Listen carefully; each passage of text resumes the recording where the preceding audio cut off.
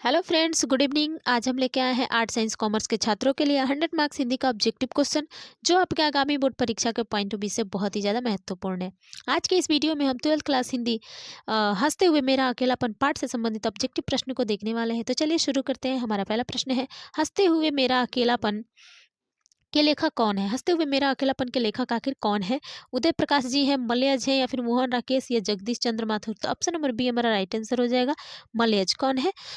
मलयज। Option number B हमारा right answer हो जाएगा। चलिए अगला प्रश्न देखते हैं। मलयज की कौन सी रचना है? मलयज जी की कौन सी रचना है?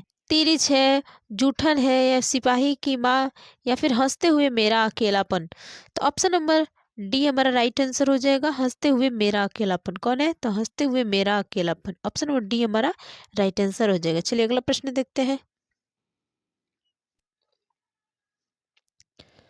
मलयज का जन्म कहाँ हुआ था? मलयज का जन्म कहाँ हुआ था? छत्तीसगढ़ में, अलीगढ़ में, आजमगढ़ में, या फिर रामगढ़ में? तो ऑप्शन नंबर सी हमारा राइट आंसर हो जाएगा। आजमगढ़ में। कहाँ हुआ था? आजमगढ़ में। ऑप्शन नंबर सी हमारा राइट आंसर हो जाएगा। चलिए अगला प्रश्न देखते हैं। मलयज ने किस मंत्रालय में नौकरी की? मलयज ने आखिर किस मंत्रालय में नौकरी की? कृषि मंत्रालय, रेल मंत्रालय, वित्त मंत्रालय, या फिर शिक्षा मंत्रालय? तो ऑप्शन नंबर ए हमारा राइट आंसर हो जाएगा। कृषि मंत्रालय। कहाँ नौकरी की थी? तो कृषि मंत्रालय में। ऑप्शन नंबर ए हमारा राइट आंसर हो जाएगा। चलिए अगला प्रश्न देखते हैं। इसके पिता का क्या नाम था? मलय जी के आखिर पिता का क्या नाम था? रामनाथ वर्मा, त्रिलोकीनाथ वर्मा, दीनानाथ वर्मा, या फिर इनमें से कोई नहीं? तो ऑप्शन नंबर बी हमारा राइट आंसर हो जाएगा। त्रिलोकीनाथ वर्मा। क्या नाम था इनके पिताजी का? तो त्रिलोकीनाथ वर्मा। चलिए अगला प्रश्न देखते हैं। मलेज के अनुसार किस कर्म के बिना मानवीयता अधूरी है? रचनात्मक कर्म के बिना, आत्मपरक कर्म के बिना, श्रेय कर्म के बिना, या फिर इनमें से कोई नहीं? तो ऑप्शन नंबर ए हमारा राइट आंसर हो जाएगा। रचनात्मक कर्म के बिना। किस कर्म के बिना? तो रचनात्मक कर्म के बिना। ऑप्शन नंबर ए हमारा राइट आंसर हो जाएगा। चलिए अगला प्रश्न देखते हैं। मलेज छात्र जीवन में किस रोग से ग्रसित थे? मलेज जो थे वो छात्र जीवन में जब थे तो आखिर किस रोग से ग्रसित थे? मधुमेह से, कैंसर से, क्षय रोग से, या फिर हैजा से? तो ऑप्शन नंबर सी हमारा राइट आंसर हो जाएगा। क्षय रोग से। किस रोग से ये ग्रसित थे बचपन में? छात्र जीवन में तो क्षय रोग से। ऑप्शन नंबर सी हमारा राइट आंसर हो जाएगा। चलिए अगला प्रश्न देखते हैं। सेव बेचने वाली लड़की की आयु कितनी थी? सेव जो लड़की को बेचते हुए ये देखे थे, आखिर उसकी आयु कितनी थी? 7-8 साल की, 10-12 साल की, 15-16 साल की, या फिर 21-22 साल की? तो ऑप्शन नंबर ए हमारा राइट आंसर होगा। 7-8 साल की। वो लड़की कितने साल की थी? मात्र 7 से 8 साल की लड़की थी वो, जो सेव बेच रही थी। ऑप्शन नंबर ए हमारा राइट आंसर हो जाएगा। चलिए अगला प्रश्न देखते हैं। सूचना केंद्र में लेखक को आकर्षित करने वाला अधेड़ व्यक्ति कौन था? सूचना केंद्र में लेखक को आकर्षित करने वाला अधेड़ व्यक्ति आखिर कौन था? बालभद्र मिश्रा, बलभद्र ठाकुर, बलभद्र शर्मा, या फिर बलभद्र वर्मा? तो ऑप्शन नंबर बी हमारा राइट आंसर हो जाएगा। बलभद्र ठाकुर। कौन था? तो Balbhadra Thakur. Option number B हमारा राइट आंसर हो जाएगा। चलिए अगला प्रश्न देखते हैं। निम्नलिखित में से कौन सी मलयज की आलोचना है? निम्नलिखित में से कौन सी मलयज की आलोचना है? भाषा विज्ञान, रस सिद्धांत, कविता के साक्षात्कार, या फिर इनमें से कोई नहीं? तो ऑप्शन नंबर सी हमारा राइट आंसर हो जाएगा। कविता के साक्षात्कार। कौन है? तो कविता के साक्षात्कार। ऑप्शन नंबर सी हमारा राइट आंसर हो जाएगा। चलिए अगला प्रश्न देखते हैं। पेड़ किस लिए काटे जा रहे थे? पेड़ आखिर किस लिए काटे जा रहे थे? बेचने के लिए, ईंधन के लिए, घर बनाने के लिए, या फिर इनमें से कोई नहीं? तो ऑप्शन नंबर बी हमारा राइट आंसर हो जाएगा। ईंधन के लिए। पेड़ आखिर किस चीज के लिए काटे जा रहे थे? तो ईंधन के लिए। ऑप्शन नंबर बी हमारा राइट आंसर हो जाएगा। ठीक है। चलिए अगला प्रश्न देखते हैं। कौन सी रचना मलयज की है? कौन सी रचना मलयज की है? रसातल यात्रा, हुंकार, जख्म पर फूल, या फिर संधियों का संताप? तो ऑप्शन नंबर सी हमारा राइट आंसर हो जाएगा। जख्म पर फूल। कौन सी है? तो जख्म पर फूल। और ये रचना कब की है? तो 1971 की। ठीक है। कब की है? तो 1971 में रची गई थी। ये भी याद रखिएगा, प्रश्न पूछ सकता है। चलिए अगला प्रश्न देखते हैं। मलेज ने जख्म पर फूल नामक कविता कब लिखी थी? देखिए प्रश्न भी आ गया। तो 1970 में, या फिर 1971 में, 1972 में, या फिर 1973 में? तो ऑप्शन नंबर बी हमारा राइट आंसर हो जाएगा। 1971 में। कब रची थी? तो 1971 में। जख्मी की फूल। ठीक है। ये भी याद रखिएगा। चलिए।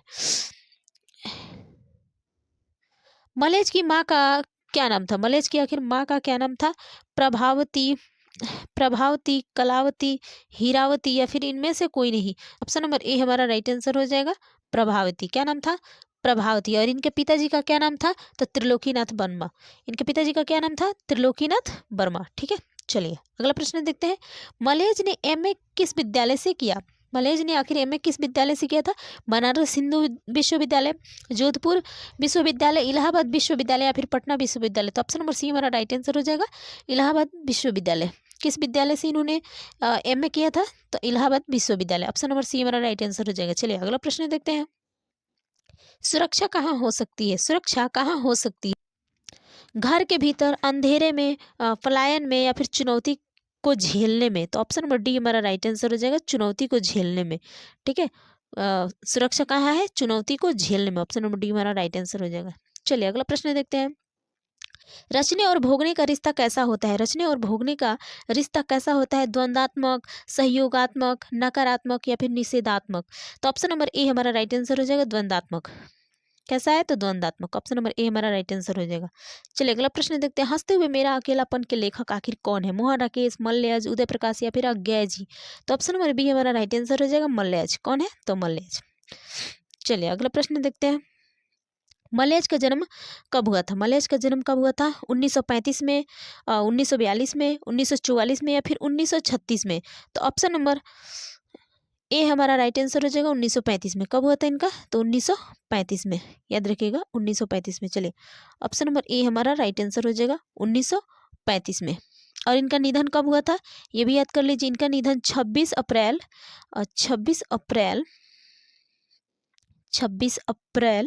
1982। ठीक है, 1982। इनका निधन 26 अप्रैल 1982 को हुआ था।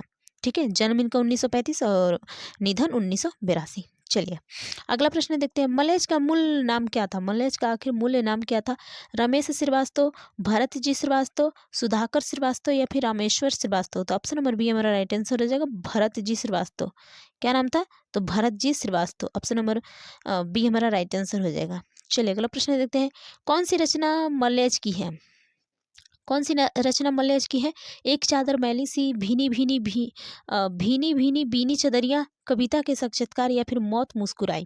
तो ऑप्शन नंबर सी हमारा राइट आंसर हो जाएगा कविता के साक्षात्कार। कौन सी रचना इनकी है? तो कविता की साक्षात्कार। चलिए ऑप्शन नंबर सी हमारा राइट आंसर हो जाएगा कविता की साक्षात्कार। और ये कब की है? तो 1979 की। ये भी याद रखिएगा, कई प्रश्न में आपके पूछ सकता है। 1979 की। कब की है कविता की साक्षात्कार?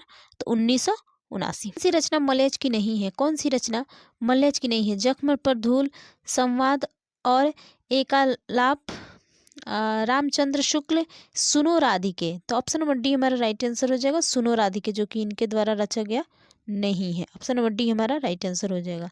कविता संग्रह है। कविता संग्रह आखिर किससे है? जख्म पर धूल से, रामचंद्र शुक्ल से, हंसते हुए मेरा अकेलापन से, कविता के साक्षात्कार से। तो कविता ये संग्रह है जख्म पर धूल से। किससे? जख्म पर धूल से। ऑप्शन नंबर ए हमारा राइट आंसर हो जाएगा। किससे संग्रह है? तो जख्म पर धूल से। चलिए अगला प्रश्न देखते हैं। हंसते हुए मेरा अकेलापन किस विद्या में लिखित है? हंसते हुए मेरा अकेलापन आखिर किस विद्या में लिखित है? पत्र विद्या में, डायरी विद्या में, कथा विद्या में, फिर जीवनी विद्या में। तो ऑप्शन नंबर बी हमारा राइट आंसर हो जाएगा डायरी विद्या में। किस विद्या में है? तो डायरी विद्या में। ऑप्शन नंबर बी हमारा राइट आंसर हो जाएगा। चलिए, हर आदमी उस संसार को रचता है जिसमें वह जीता है और भोगता है। यह कथन किसका है? जयशंकर प्रसाद जी का, अज्ञेय जी का, मलयज का या फिर प्रेमचंद्र जी का। तो ऑप्शन नंबर सी हमारा राइट आंसर हो जाएगा मलयज का। किसका है? मलयज का। ऑप्शन नंबर सी हमारा राइट आंसर हो जाएगा। आज का हमारा ऑब्जेक्टिव यहीं पे समाप्त होता है। मिलते हैं फिर अगली वीडियो में। तब तक आपसे भी हंसते रहिए, मुस्कुराते रहिए और खूब मिलाकर अपनी पढ़ाई करते रहिए। वीडियो पसंद आए तो लाइक जरूर कीजिएगा। धन्यवाद।